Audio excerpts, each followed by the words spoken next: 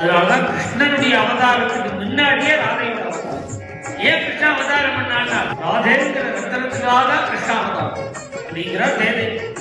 இந்த சம்சார சாகரத்துல நான் ஏன் விழுந்தேன் தெரியுமோ? எதுக்குன்னா இந்த ரத்தனத்தை தேடி எடுக்கிறேன்.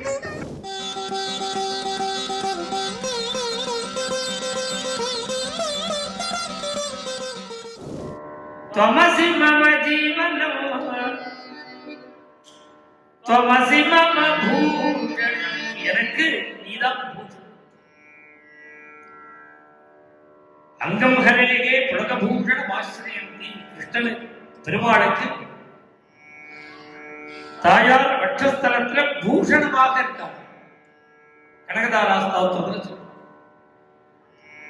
புலகபூஷணம் தாயார் மார்பல வந்த உடனேவே ரோமாஞ்சம் ஏற்பட்டதான் பெருமாள் பூஷணமா இருக்க. இன்னைக்கும் திருப்பதி பெருமாளுக்கு அவருடைய திருவாபரணங்களோடு கூட ஆபரணமாக பூஷணமா தாயார் வட்சஸ்தல லட்சுமி. त्वमसि मम பூஷணம். பகவான் எதற்காக அவதாரம் பண்றார் அப்படின்னா ஜீவகோட்டிகளை உத்தாரணம் பண்றார். ஒவ்வொரு அவதாரமா பண்ணி சம்சார சாகரத்துல விழுந்திருக்கிற ஜீவகோடிகளை உத்தாரணம். இப்படிதான் தத்துவங்கள்லாம் பகவானுடைய அவதாரம் எதுக்குன்னு நம்ம கரையேற்ற. ஆனா பகவான் என்ன சொல்றாரு தெரியுமோ? நான் ஜனங்களை கரையேற்றுறதுக்காக பிறக்கல.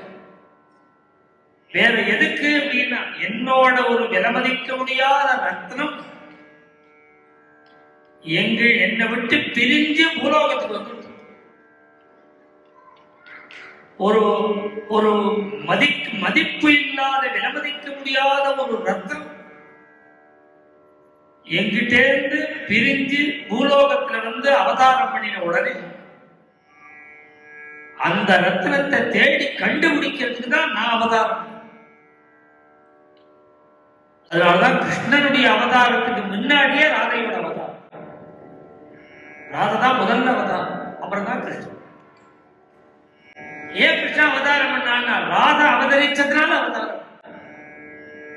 அவதாரம் பண்ணி என்ன பண்ணினான்னா நான் இந்த எண்ணத்துக்கு இங்க போய் மாட்டிக்கணும் சம்சார சாகரம். त्वमसि मम भवजलधि. இந்த சம்சார சாகரம் இருக்கே, இதுல போய் எவனாலும் விழுவணும். புனரபி ஜனனம் புனரபி மரணம் வேண்டாம் தானே எல்லாரும் சொல்றோம். இந்த சம்சார சாகரத்துல நான் ஏன் விழுந்தேன் தெரியுமோ?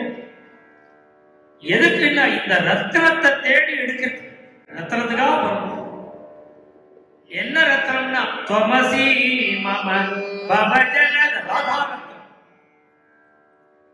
ராதேங்கிற ரத்னத்துக்காக கிருஷ்ணாவதாரம் அப்படிங்கிற தேவை.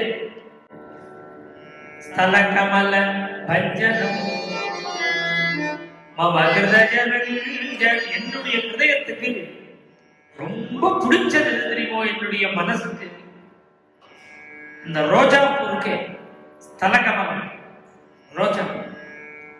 இந்த ரோஜா எவ்வளவு மிருதுவா இருக்கு, அதை விட மிருதுவா ராதையினுடைய சரணம் திருவடி.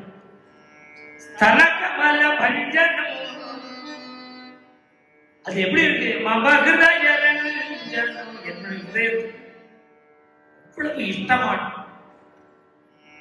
அப்படின்னு சரணத்தை வர்ணிக்கிறேன். மேலும் இது போன்ற சிறப்பான நிகழ்ச்சிகளை காண இப்போவே லைக் பண்ணுங்க, ஷேர் பண்ணுங்க, மறக்காம சப்ஸ்கிரைப் பண்ணுங்க.